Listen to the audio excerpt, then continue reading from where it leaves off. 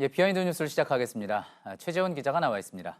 첫 번째 키워드 볼까요? 네, 첫 번째 키워드는 종료냐 파기냐로 정했습니다. 예, 키워드만 봐도 어떤 이야기인지 알 수 있겠군요. 지소미아 이야기하는 거죠? 맞습니다. 한일 군사정보보호협정 GSOMIA, 제가 앞으로는 좀 GSOMIA라고 부르겠습니다. 예. 우선 이 GSOMIA에 대해서 정치권이 어떻게 표현하는지를 비교해서 준비했습니다.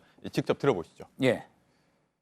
지소미아 종료는 사실상 일본이 먼저 결정한 것입니다. 지소미아를 이렇게 파기하겠다는 것, 이것은 오로지 국익은 관심이 없고 예, 그러니까 한쪽은 지소미아 종료라고 하고 한쪽은 지소미아 파기라고 하는 거군요. 네, 서로 다르게 표현을 하고 있죠.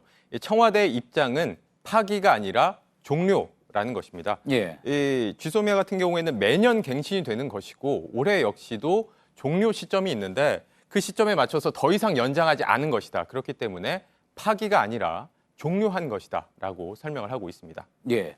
그런데 그냥 어떤 단어를 선택하느냐만의 그냥 단순한 문제가 아니라 이게 파기로 하느냐, 이야기하느냐, 종료로 이야기하느냐에 따라서 이 상황 자체가 다르게 평가될 수 있는 거 아닙니까? 네, 뭐 보시는 분들은 이미 좀 눈치를 채셨겠지만 이 사전적인 의미를 좀 살펴보면 이해가 좀 더 빠르실 것 같습니다.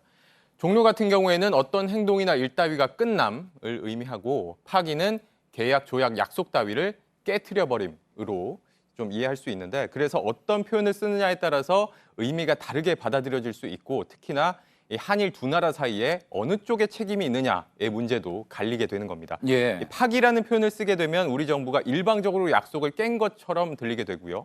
또 종료라는 표현을 쓰면 일본이 먼저 신뢰를 깼기 때문에 더 이상 협정을 이어갈 수가 없어서 이 GSOMIA 끝나는 시점에 그대로 협정을 종료했다라는 의미로 받아들여지게 되는 겁니다. 예. 그러다 보니 이 문제를 바라보는 시각에 따라서 어떤 표현을 쓰느냐도 정해질 수밖에 없겠군요. 네, 그렇습니다. 이 오늘자 신문을 보면 뭐 종료라고 표현을 한 언론들도 있었지만 이 파기라는 표현을 쓰고 있는 언론들도 있습니다. 또 일부 언론사는 내부적으로 좀 통일이 안 됐는지 뭐 어떤 기사는 종료로 쓰고 또 어떤 기사는 파기로 쓰기도 했습니다. 예. 좀 일본 언론들은 어떻게 보도를 하는지 좀 보시면 이 어제자 일본 신문들의 일면 기사입니다. 일제히 GSOMIA 문제를 다루고 있는데 저렇게 파기라는 표현을 제목에 쓰고 있습니다. 예. 이 일본 매체들 보도와는 달리 고노다로 외무상 같은 경우에는 공식 석상에서 종료라는 표현을 썼습니다. 이것도 직접 들어보시죠. 예. 今般韓国政府が本協定の終了を決定したことは、現下の地域の安全保障環境を完全に見誤った対応と言わざるを得ません。 네, 일본 외무상도 공식 석상에서는 종료라는 표현을 썼고요. 좀 다른 나라 반응도 살펴봤습니다.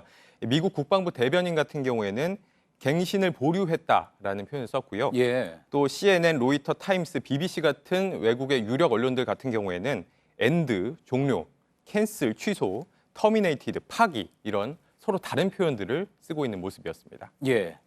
종료와 파기. 그렇게 둘만 봤을 때는 구분이 명확한데 이제 영어로 봤을 때는 좀 헷갈리는 부분도 있는 것 같습니다. JTBC는 종료라는 표현을 쓰고 있죠. 네. 예.